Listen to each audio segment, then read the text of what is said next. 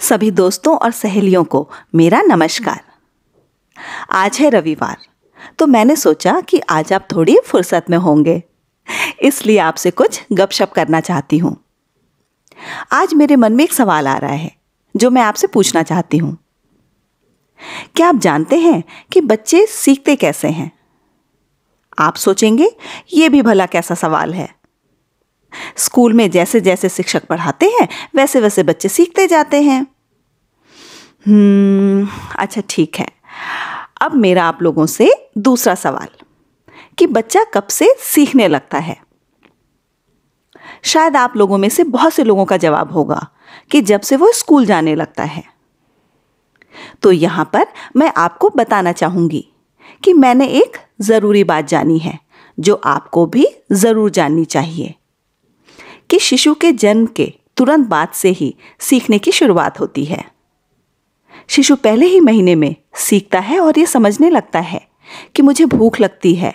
अगर मुझे कुछ अच्छा नहीं लगता है तो मैं रोता हूँ और मेरे रोने के बाद घर के लोग मेरे पास आते हैं और मेरी ज़रूरतों का ख्याल रखते हैं। 2 महीने के अंदर शिशु माँ का चेहरा पहचानना सीख जाता है। जब आंखों पर अचानक तेज रोशनी पड़ती है तो आंखें बंद करनी चाहिए। ये बात तो नवजात शिशु भी जानता है। कल्पना कीजिए, एक 8 महीने का शिशु बैठकर खिलौनों के साथ खेल रहा है। तभी प्रेशर कुकर की सीटी बजती है। शिशु प्रेशर कुकर की सीटी की आवाज सुनकर क्षण भर के लिए खेलना बंद कर देता है और तुरंत आवाज की ओर देखता है। तभी दूसरी सीटी बजती है। अब शिशु उंगली दिखाकर कहता है। इसे कैसे ये पता चला?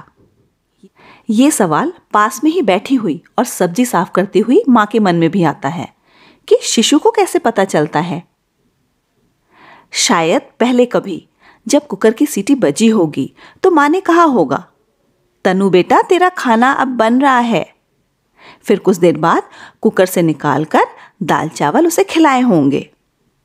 ये पहले का अनुभव तनु ने कैसे याद रखा और इसी से जुड़ा हुआ नया अनुभव लेते हुए पहला अनुभव उसे कैसे याद आया? ये शिशु के दिमाग यानी कि मस्तिष्क का कमाल है। जैसे एक स्पंज पानी सोख लेता है, वैसे ही दिमाग हर अनुभव अपने अंदर संभाल कर रखता है। इस दिमाग के 5 खबरी हैं: आंखें, नाक, कान, त्वचा और जीभ। आंखें जो देखती हैं, नाक जिन जिन चीज़ों की गंध लेती है, कान जो सुनते हैं, त्वचा को जो भी स्पर्श महसूस होता है और जीभ जो स्वाद चखती है। ये सब अनुभव दिमाग अपने अलग अलग खानों में संभाल कर रखता है। नए अनुभव से पुराने अनुभवों को जोड़ता भी है, जिससे दिमाग में अनुभवों का एक जाल तैयार हो जाता है। अनुभवों के पहले वाले जालों के कारण दिमाग नए अनुभव ले सकता है, उन्हें समझ सकता है और नए अनुभव इन जालों से जुड़ते जाते हैं। इसी प्रकार शिशु सीखते रहते हैं। दिमाग ये सारे अनुभव, उससे संबंधित व्यक्ति, बोले गए शब्द, यहाँ तक कि अनुभव के साथ आने वाली भावनाओं को भी बरकरार रखता है। जैसे इस तरह के 4 पैरों वाले और ऐसे दिखने वाले जानवर को कुत्ता बोलते हैं और ये भौं भौं की आवाज करता है। एक बार इसने दीदी को काटा था और मुझे इससे डर लगता है।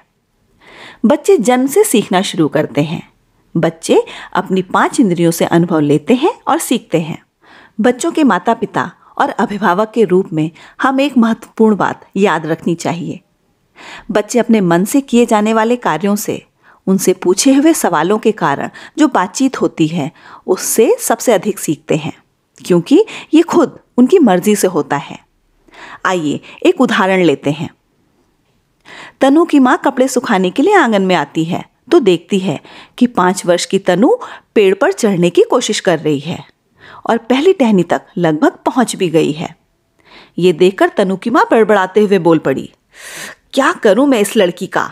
ओह जल्दी से नीचे आ जा, नहीं तो मैं तेरे पिताजी को बुलाती हूँ। लड़कियां भी कभी ऐसे पेड़ों पर चढ़ती हैं क्या? अब अपनी बच्ची की चिंता के कारण माँ उस पर चिल्ला भी सकती है और ये ठीक भी है। अब जरा अलग ढंग से सोच के देखते हैं। ओ बिटिया, पेड़ पर क्यों चढ़ रही हो?